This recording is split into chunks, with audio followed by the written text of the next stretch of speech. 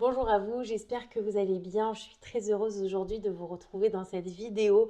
C'est suite à une consultation que j'ai été inspirée pour créer cette vidéo d'aujourd'hui qui va probablement inspirer toutes les personnes ouvertes à la spiritualité.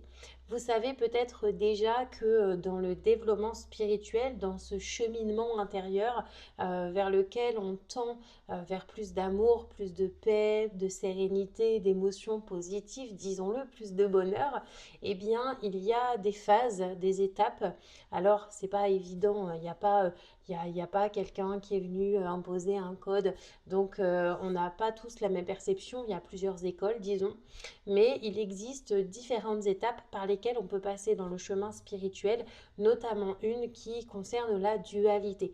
C'est vraiment une étape dans laquelle on peut rester coincé très longtemps. Et j'ai envie de dire, pour la traverser, c'est vraiment un chemin, c'est pas une étape vers laquelle on va switcher directement pour passer à l'unité, c'est vraiment un chemin. Et je vais vous parler de ce chemin aujourd'hui et du coup de son importance et aussi de l'impact que ça a eu personnellement dans ma vie et de là où j'en suis actuellement. Donc le principe, le concept de la dualité vient nous dire que le blanc et le noir n'existent pas. Donc la première fois que j'ai entendu ça, j'ai pas compris en fait. Pour moi, il y a du bien, il y a du mal, c'est comme ça et ce sera toujours comme ça. Et peut-être qu'en écoutant cette vidéo, vous vous dites que c'est une évidence et pourtant, je vais essayer justement de vous aider à voir les choses un peu autrement par rapport à la manière dont moi j'ai cheminé. D'abord, dans un premier temps, on considère que donc il y a le bien et il y a le mal. On a été élevé comme ça depuis toujours et finalement dans le mal on va mettre tout ce qui semble être négatif. On va opposer l'honnêteté à la malhonnêteté, la méchanceté à la gentillesse, le noir au blanc, la lumière à l'ombre. On va créer comme ça des concepts et des oppositions.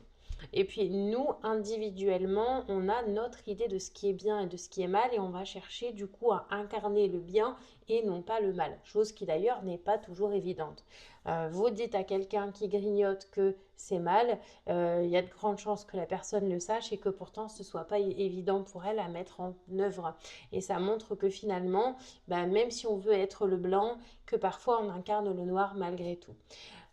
Vous connaissez peut-être cette histoire du pêcheur qui dit que lorsque le pêcheur était en train de pêcher, une personne s'approche d'elle et lui demande si elle peut lui donner un poisson pour se nourrir. Le pêcheur gentiment lui donne un poisson. Et le lendemain, la personne revient à nouveau et fait la même demande au pêcheur, est-ce que je peux avoir un poisson pour me nourrir? Et à ce moment-là, il y a deux choix qui se présentent au pêcheur. Le bien dirait qu'on va dire oui, le mal dirait que l'on va dire non. Et pourtant, il lui dit non, mais je vais vous apprendre à pêcher. Et finalement, à ce moment-là, ce non, il est ultra positif car il va permettre à la personne une évolution personnelle et aussi de l'indépendance et aussi de s'assurer de pouvoir manger chaque jour. Donc là où je veux en venir, c'est que quelque chose qui pourrait sembler blanc au premier abord pourrait devenir noir. Si je dis oui à la personne pour lui donner un poisson, ça la dépanne et c'est super, mais finalement après c'est un cercle vicieux, la personne reste empêtrée dans cette dépendance et ça devient finalement négatif. Donc quelque chose de blanc au départ peut devenir noir et vice versa. Donc le bien et le mal n'existent pas. Nous, à nos yeux, je sais pas, il y a des gens qui sont vraiment très très mauvais, méchants, les pervers narcissiques, les tueurs, les violeurs. Mais ces gens-là, ils ont des mamans. Et aux yeux de leur maman, il y a de grandes chances, peut-être pas systématiquement, mais néanmoins, de grandes chances qu'ils continuent à être aimés quand même. Et ça montre que au-delà de tout, au-delà des actes, au-delà de ce que l'on peut incarner, l'amour peut persister. Et encore une fois, là où nous on va avoir un jugement, on va émettre un jugement, eh bien la mère, elle peut avoir de l'amour, de l'affection. Finalement, en fait, ça me fait penser à Dahmer, à la série Dahmer où le père finit par soutenir son fils jusqu'au bout, malgré toutes les horreurs qu'il a commises, parce qu'il prend conscience aussi de sa part de responsabilité dans l'histoire, pour ceux qui ont vu la série. Donc, on en revient à notre chemin spirituel. Donc, en quoi le bien et le mal, en quoi est-ce que c'est problématique pour notre développement intérieur et notre évolution. Tant qu'on va rester concentré sur ce qu'est le mal à nos yeux, eh bien on va le juger, mais aussi on va se l'interdire. À nouveau, je vais prendre un exemple pour illustrer cela.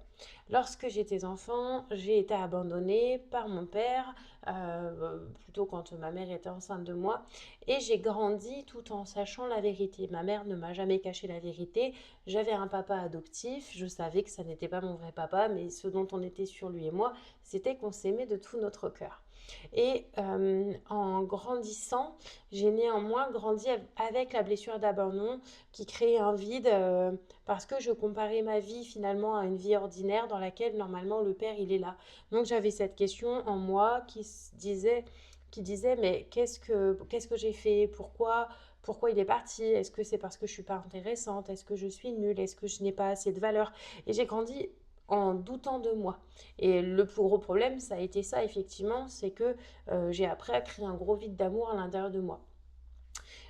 Plus tard, en étant adulte, il y a quelques années, je me rends compte que je vibre plus avec un groupe d'amis, que c'est pas ce que j'attends, c'est pas ce que je recherche, je me sens pas forcément écoutée ni respectée et plus à ma place. Néanmoins, c'est quand même des gens que j'aime. Et du coup, j'ai le sentiment que si je m'écoute, que j'écoute mon besoin de prendre de la distance, je vais les abandonner. Et c'est là où, bah attends, moi j'ai associé l'abandon à quelque chose d'ultra négatif, donc quelque chose de mal, quelque chose de noir. Et là, je me retrouve finalement avec cette impression que je vais à mon tour abandonner ces gens-là où j'ai essayé d'être toujours là pour eux. Et à ce moment-là, je me rends compte que si je les abandonne en quelque sorte, sachant que l'abandon, ce n'est qu'une perception, mais si je les abandonne, eh bien, finalement, je me choisis moi.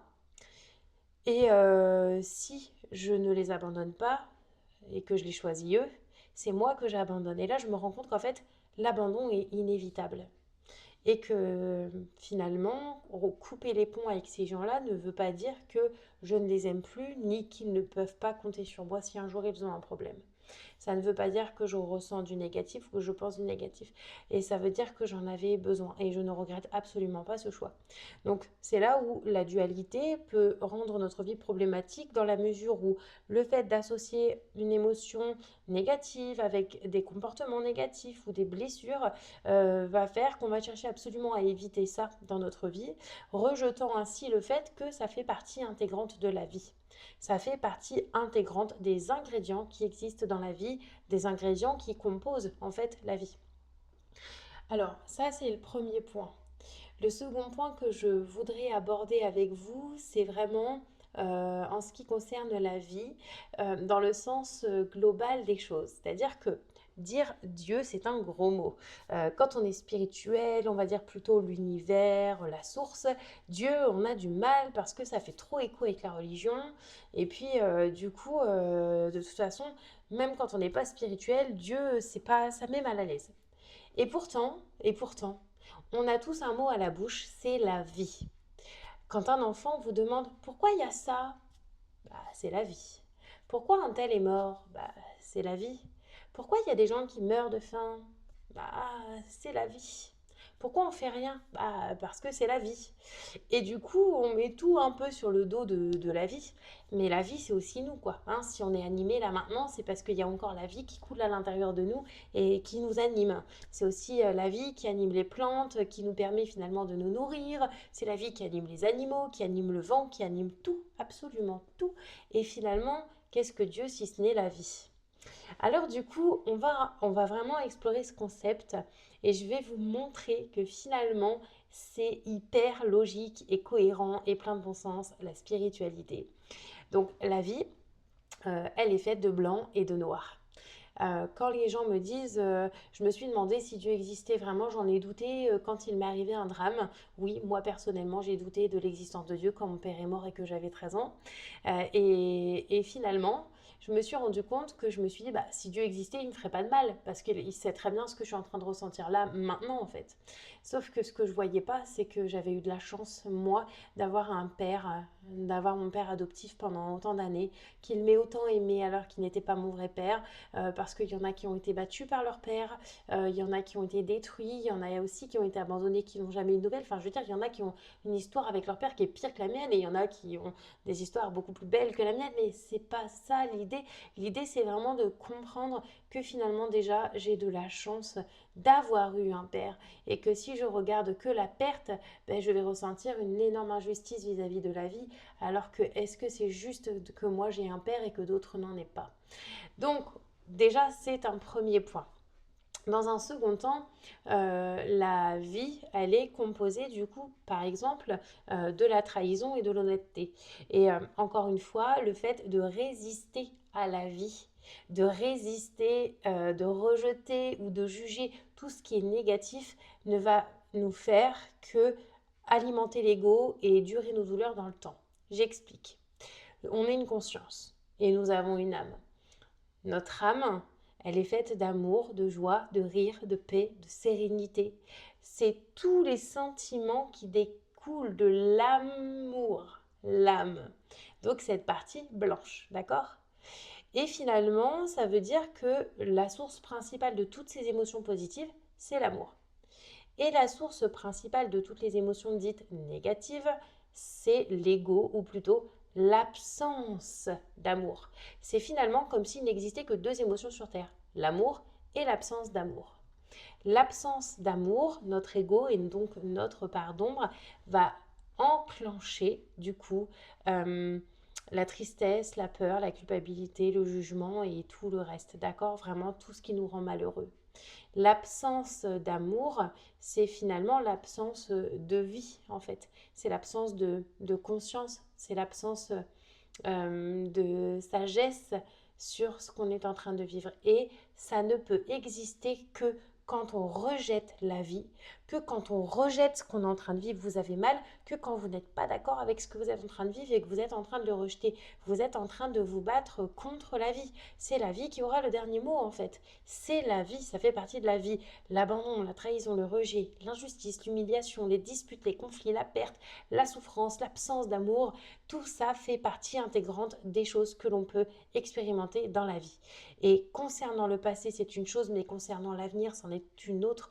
Car quand vous avez peur de quelque chose, c'est parce que vous rejetez la possibilité de vivre ça.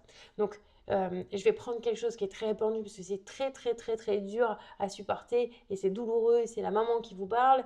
La peur de perdre les gens que l'on aime, la peur de perdre nos enfants. Vous allez me dire, bah, c'est quand même normal de rejeter l'hypothèse de perdre nos enfants. Et moi, j'ai envie de vous dire non, en fait. On doit accepter ça. Pourquoi? Parce qu'une fois que c'est accepté, vous n'y pensez plus. Quand c'est accepté, ça ne fait plus peur, ça ne fait plus mal. Quand c'est accepté, la seule chose que vous voyez, c'est la réalité. La réalité, c'est quoi? C'est que votre enfant, il est là, il existe et il va bien. Vous voyez? Alors que quand on est dans la peur, on est en train de se projeter dans un film mental, dans un truc horrible, et on est en train de le construire, de l'imaginer, de l'alimenter et même de le ressentir, et on est en train de souffrir de quelque chose d'imaginaire parce qu'en fait ça nous fait peur et qu'on le rejette. Alors qu'une fois que vous l'avez accepté, ça ne vous fait plus peur. Je soigne les angoisses, j'ai l'habitude de travailler ça, et sûrement que si vous m'écoutez, vous l'avez déjà traversé avec moi en rendez-vous en consultation, parce que je l'ai fait vraiment très souvent. Je sais que c'est un moment horrible, mais ça soulage tellement, parce qu'après on ne s'inquiète plus, on est serein, on est reconnecté à l'âme, on est dans l'amour, on est dans le présent, on est dans la joie, on est dans la vérité, dans le rire et dans le partage. Donc, ça veut dire, si je résume là déjà tout ce que j'ai dit depuis le début de cette vidéo, c'est qu'il y a des étapes spirituelles, parmi elles, il y a donc la dualité. La dualité, c'est l'opposition du noir et du blanc.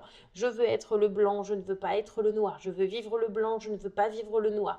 Et ce rejet de ce qui est noir n'est pas forcément rationnel dans la mesure où finalement ce qui est noir peut devenir blanc et ce qui est blanc peut devenir noir. Mais qui plus est finalement, tout ce qu'on considère comme étant noir dans ce que l'on ressent et en termes d'émotions vient en fait du fait que l'on rejette la vie. on rejette les possibilités de vivre certains événements, certaines choses, et on rejette aussi d'avoir vécu certaines choses alors qu'elles ont déjà eu lieu. On se bat contre quelque chose qui s'est déjà produit, qui est déjà vrai. Et du coup, c'est là où on va alimenter notre ego au détriment de notre âme qui, elle, nous permet de ressentir les émotions positives de joie et d'amour. Donc, pour sortir de la dualité, l'idée, c'est d'arrêter de lutter et d'arrêter de résister et d'accepter pleinement toutes nos souffrances et nos douleurs pour qu'elles fusionnent avec l'âme qui, elle, va grandir et du coup nous permettre de nous sentir beaucoup plus en harmonie avec la vie et avec nous. Mais si notre âme, c'est l'étincelle de vie qu'il y a en nous, alors à chaque fois qu'on se réconcilie un peu avec la vie et avec notre vie, alors on se réconcilie aussi avec notre âme et donc avec nous. La boucle est bouclée. Pensez à vous abonner et prenez bien soin de vous.